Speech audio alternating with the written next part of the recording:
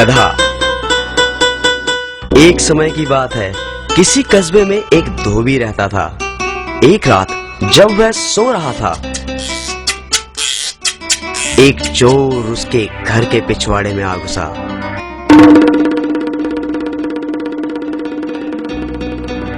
धोबी का एक कुत्ता और एक गधा वहां एक खूंटे के साथ बंधे हुए थे।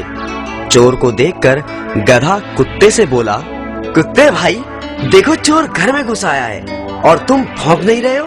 क्या ये तुम्हारा फर्ज नहीं कि तुम भौंक कर मालिक को जगाओ?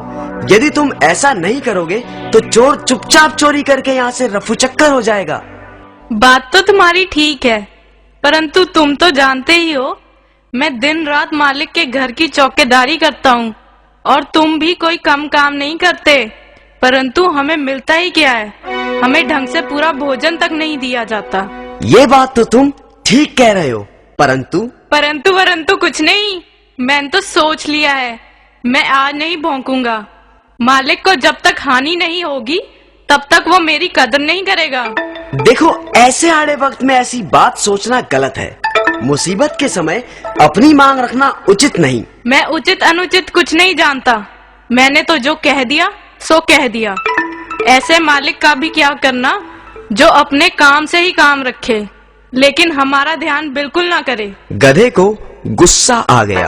ओए मतलब परस्त, तू अपने फर्ज में कोताही कर सकता है, परंतु मैं तेरी तरह कमीना नहीं। लगता है मुझे ही कुछ करना पड़ेगा। और गधा जोर जोर से रैंकने लगा। गहरी नींद में सोए हुए धोबी की नींद गधे के रैंकने की आवाज से खुल गई। वो गुस्से से बिस्तर से उठा और जाकर लाठी से गधे को जोर जोर से पीटने लगा। पिटाई इतनी बुरी तरह से हुई कि कमजोर गधे ने वहीं अपने प्राण त्याग दिए। तो बच्चों, समझे कुछ?